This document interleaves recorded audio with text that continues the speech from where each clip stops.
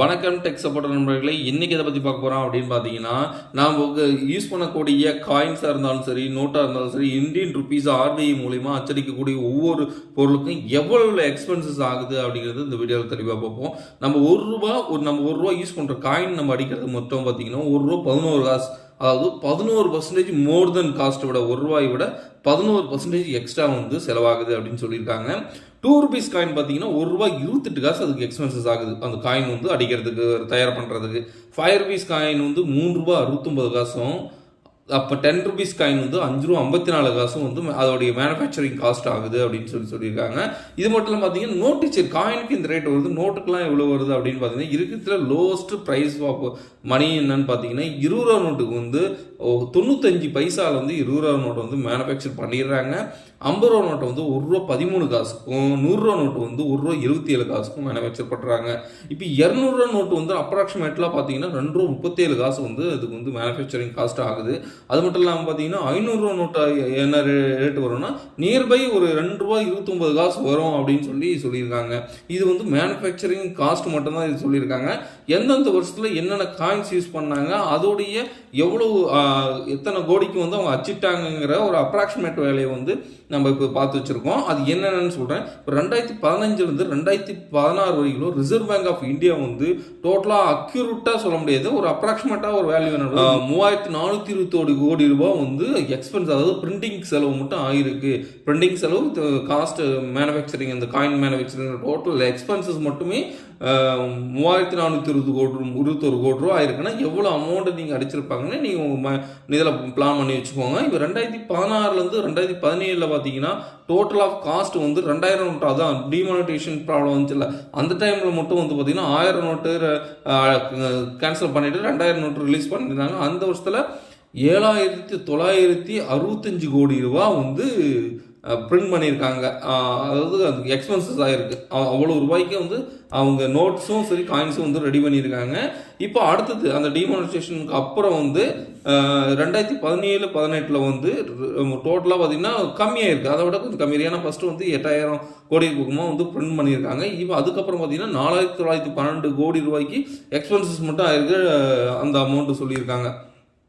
இப்போ 2018-19 எவ்வளோ இருக்குது பிரிண்டிங் காஸ்ட் மட்டும் பார்த்தீங்கன்னா 4811 கோடி ரூபா 2019 ஆயிருக்கு. 2019 20க்குள்ளே பார்த்தீங்கன்னா அரௌண்ட் ஒரு 4378 கோடி ஆயிருக்கு அப்படின்னு ரிசர்வ் பேங்க் வெளியிட்டிருக்கு. அது மட்டும் இல்லாமல் 2020-21 4012 கோடியும், 2021-22 4985 கோடியும், 2023 அரௌண்ட் ஒரு 4683 கோடியும், 2023 24 வரைக்கும் லாஸ்ட் ஒரு இயர் வரைக்கும் 5101 கோடி ரூபா ஹையஸ்ட் எக்ஸ்பென்சராக சொல்லியிருக்காங்க. அது அதிகப்படியான ஒரு அமௌண்ட்டை ஆஃப்டர் டிமானிட்டேஷன்ஸ்க்கு அப்புறம் இந்த அமௌண்ட் அவங்க பிரிண்ட் பண்ணியிருக்காங்க அப்படின்னு சொல்லியிருக்காங்க.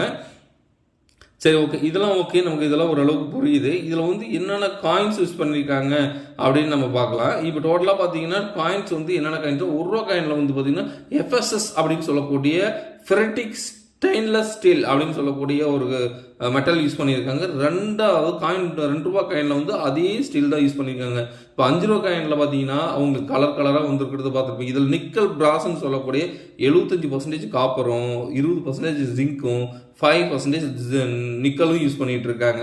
இப்போ அடுத்தது ₹10 காயின் பார்த்தீங்கன்னா பயோமெட்டலிக்னு சொல்லியிருக்காங்க. இது 92% காப்பரும் நிக்கலும் யூஸ் பண்ணியிருக்காங்க. அவுட்டர் ரிங் வரும் இல்லைங்க, அதை பற்றி 75% காப்பரும், 20% ஜிங்க் அண்ட் 5% நிக்கலும் யூஸ் பண்ணியிருக்காங்க. அடுத்ததாக ₹20 காயின் நீங்கள் அதிகமாக போட்டிங்க, ஒரே ஒரு டைம் மட்டும் ரிலீஸ் பண்ணியிருந்தாங்க. இதோடைய பயோமெட்டலிக் தான் இது யூஸ் பண்ணியிருக்காங்க. நிக்கல் பிராஸ்ன்னு சொல்லக்கூடிய இதுவும், அப்புறம் இன்னர் கோரில் உள்ள அலுமினியம் பிராஸ்ங்கிறது யூஸ் பண்ணியிருக்காங்க. இந்த ஓல்டஸ்ட் காயினில் ஹையஸ்ட்டாக நம்ம என்ன சொல்லலாம்னு பார்த்தீங்கன்னா ₹1 ₹2 2000, அது பெரிய 2000க்கு முன்னாடி இருக்கிற ₹1 2 5 காயின்லாம் பார்த்தீங்கன்னா காப்பர் நிக்கல் யூஸ் பண்ணியிருக்காங்க. 1980க்கு முன்னாடி இருக்கிறது பார்த்தீங்கன்னா டோட்டலாக metal for like nickel and copper மட்டும் யூஸ் பண்ணியிருக்காங்க அப்படின்னு சொல்லியிருக்காங்க. பிரிட்டிஷ் காலத்திலலாம் அதிகப்படியாக என்ன யூஸ் பண்ணியிருக்காங்கன்னு பார்த்தீங்கன்னா சில்வர், காப்பர், கோல்டு இதுதான் யூஸ் பண்ணியிருக்காங்க. ரேர் ஆன்டிக் காயின்ஸ் வந்து சொல்லியிருப்பாங்க, இல்லை நோட்லாம் சொல்லுவாங்க, இந்த மாதிரி நோட்லாம் இருந்து இவ்வளோ அமௌண்ட் போகும் அப்படின்னு சொல்லியிருப்பாங்க. அந்த முக்கியமான விஷயம் என்ன எதுன்னு சொல்லி நான் சொல்கிறேன். இதெல்லாம் இருந்ததுன்னா கண்டிப்பாக சேவ் பண்ணி வச்சுக்கோங்க. கண்டிப்பாக உங்களுக்கு வந்து பிளாட்ஃபார்மில் சேல் பண்ணீங்கன்னா நல்ல ஒரு ரேட்டுக்கு போகும். அது என்னன்னு சொல்கிற மாதிரி 1911க்கு முன்னாடி கிங் ஜார்ஜ்னு சொல்லக்கூடிய அந்த நபருடைய முகம் வரைத்த ஒரு ரூபாய் காயினோட விலை வந்து அப்ராக்சிமேட்டாக 9 lakh வரும்னு சொல்கிறோம். 1911 காலகட்டத்தில் யூஸ் பண்ணுறது கிங் ஜார்ஜ் அவங்களுடைய சில்வர் காயின்.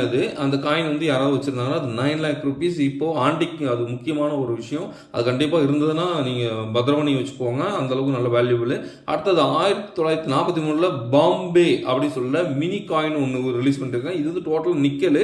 இது 5 to 7 lakhs வரைக்கும் போகுது. இது லிமிடெட் ப்ரொடக்ஷன் மட்டும் தான் பண்ணியிருக்காங்க. குறைவான ஒரு இதுதான் ப்ரொடக்ஷன் பண்ணி வச்சுருக்காங்க.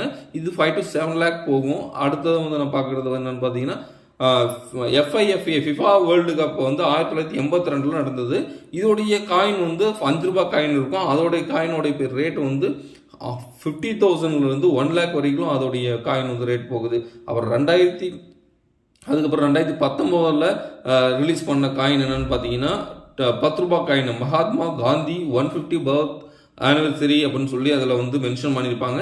இந்த காயினோட விலை வந்து 50,000 அப்ராக்சிமேட்டாக ஒரு 1 lakh வரைக்கும் போகும் அப்படின்னு சொல்லியிருக்காங்க. இது ரேர் கேஸு, லிமிடெட் எடிஷன் தான். அதுவுமே அது கிடைச்சிருந்தாலும் உங்களுக்கு நல்ல லக்கு தான். நான் கூறிய இன்ஃபர்மேஷன் கண்டிப்பாக உங்களுக்கு யூஸ்ஃபுல்லாக நினைக்கிறேன். தேங்க்யூ ஃபார் வாட்சிங்.